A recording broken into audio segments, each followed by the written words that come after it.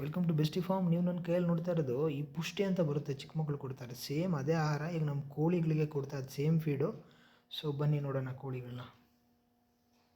ನೋಡಿ, ಇದೇ ನಮ್ಮದು ಕೋಳಿ ಮನೆ. ಜಸ್ಟ್ ಒಂದು 3 to 4 ಮೀಟರ್ ಇರುತ್ತೆ ಮನೆಯಿಂದ. ಬೆಳಿಗ್ಗೆ 4 ಗಂಟೆ ಆದರೆ ಕೊಕ್ಕರ್ಕೋ ಅಂತ ನಿದ್ದೆ ಮಾಡೋಕ್ಕೆ ಬಿಡಲ್ಲ. ಸೊ ಆ್ಯಂಡ್ರಾಯ್ಡಲ್ಲಿ ಅಲಾರಾಮ್ ಇಡೋದಕ್ಕಿಂತ ಕೋಳಿ ಇಟ್ಕೊಂಡ್ರೆ ಒಳ್ಳೇದು ಅನಿಸುತ್ತೆ. ನೋಡಿ, ಕೋಳಿ ಇಟ್ಕೊಳ್ಳೋದು best. So already half of the ಕೋಳೀಸ್ನೆಲ್ಲ ಫಾರ್ಮ್ಗೆ ಶಿಫ್ಟ್ ಮಾಡಿದ್ದಾಯಿತು. ಇಲ್ಲೊಂದು 4-5 ಕೋಳಿ ಇದೆ. ಅದರಲ್ಲಿ 2 ಕೋಳಿ ಆಲ್ರೆಡಿ ಕಾವಿಗೆ ಕುತ್ಕೊಂಡಿದೆ. ಸೊ ನೋಡಿ, ಕೋಳಿಗಲ್ಲಿ ಫೀಡ್ ಇಕ್ಕಿದ್ದೀನಿ. ನೋಡಿ, ಆಲ್ಮೋಸ್ಟ್ ಒಂದು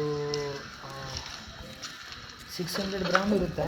ಸೊ ಎಲ್ಲನೂ ಖಾಲಿ ಮಾಡೋಕ್ಕೆ ಬಿಡ್ತೇವೆ. ನೋಡಿ, ಒಂದು ಸ್ವಲ್ಪ ಹೊತ್ತಿಗೆ ನೋಡಿ ಎಲ್ಲ ಖಾಲಿ ಆಗಿಬಿಡುತ್ತೆ ಈ ಫೀಡು.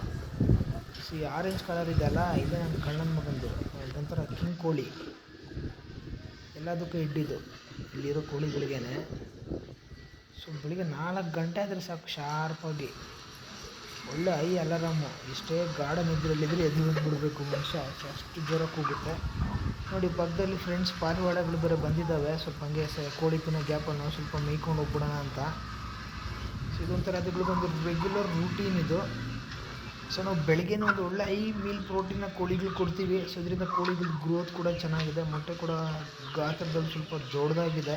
ನಾರ್ಮಲ್ ಮೊಟ್ಟೆಗಿಂತ ನೋಡಿ, ಹುಂಜ ಹೂ ಅಂತ ಕೂಗಿ ಹೇಳ್ತಾ ಇದೆ. ಸೊ ನೋಡಿ, ನಿಮಗೆ ಈ ಕೋಳಿಯಲ್ಲಿ ಯಾವ ಕೋಳಿ ತುಂಬ ಇಷ್ಟ ಆಯಿತು ಅಂತ ಕಮೆಂಟ್ ಮಾಡಿ. ನೋಡಿ, ಇಲ್ಲೊಂದು ಪಾರಿವಾಳ ನೋಡಿ, ಆ ಮೀಲ್ ತಿಂದಿದ್ದು ಹೆವಿಗೆ ಅದ ಕೈಯಲ್ಲಿ ಆರಕ್ಕೆ ಆಗ್ತಾಯಿಲ್ಲ. ನೋಡಿ, ಎಷ್ಟು ಕಷ್ಟಪಟ್ಟು ಹಾರ್ಕೊಂಡು ಹೋಗ್ತಾಯಿದೆ. ನೋಡಿ, ಫುಲ್ಲು ಪ್ರೋಟೀನ್ ಮೀಲು. ನೋಡಿ, ಯಾವ ಕೋಳಿ ಚೆನ್ನಾಗಿದೆ ಅಂತ ಕಮೆಂಟ್ನಲ್ಲಿ ತಿಳಿಸಿ.